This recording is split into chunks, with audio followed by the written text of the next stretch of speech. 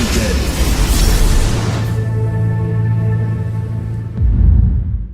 Hello everyone, and welcome back to my show. I'm Dr. Lott from Acupuncture is My Life.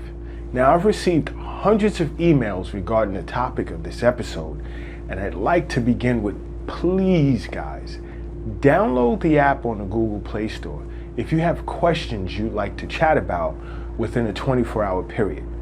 Please understand that I receive hundreds of emails every day, along with chat requests, as well as caring for my patients most days of the week. So sometimes it may take me a few days before I get back to my emails.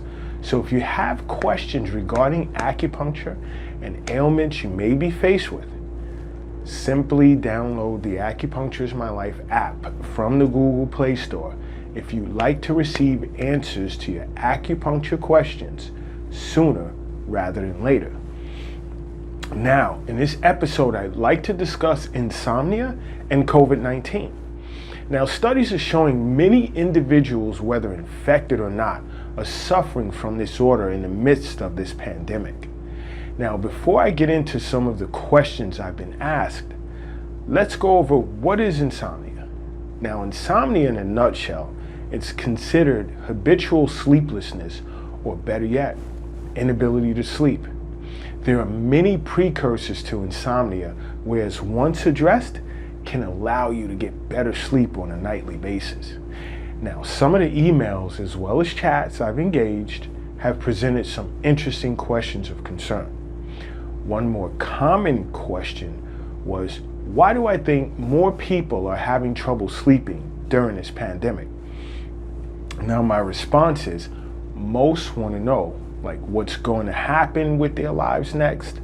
What are they to do about the present situation? How will this pandemic affect their lives both in the long and short terms? And what will their financial situations be in the near and distant future? Will they also become infected with this virus?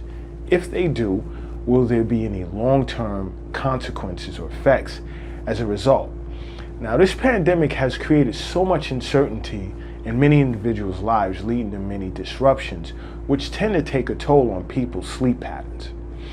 Now, many of us have spent most of our lives following schedules in which we've created, such as work, exercise, social and family time, as well as other activities of daily living. I've also been asked about screen time, whether it's screen time on your phone, tablet, laptop, or television. You must limit it. Try to tune out, let's say by 7 p.m. if you can, to begin the wind down process before bedtime. And try not to turn on any technology overnight, even if you happen to awaken in the middle of the night. Understand this if nothing else. Although sleep is always important, it couldn't be more important than at a time such as this one, in which we're in right now, because sleep plays an integral role in your immune system, whereas sleep deprivation tends to weaken the body's defense system, which makes you more prone to contracting illnesses. Now, of course, I was asked over and over, have I treated anyone for insomnia during this pandemic? The answer to that is yes. The more common underlying cause of, let's say, insomnia, in most cases in which I've treated and am still treating recently, is worry. You see, in Chinese medicine, worry tends to injure the spleen, the lungs, and the heart. Now, when the spleen is deficient, less blood is produced, which has a negative impact on the heart as well as the mind. Now, worry can, in some cases, affect heart blood directly, which can lead to insomnia.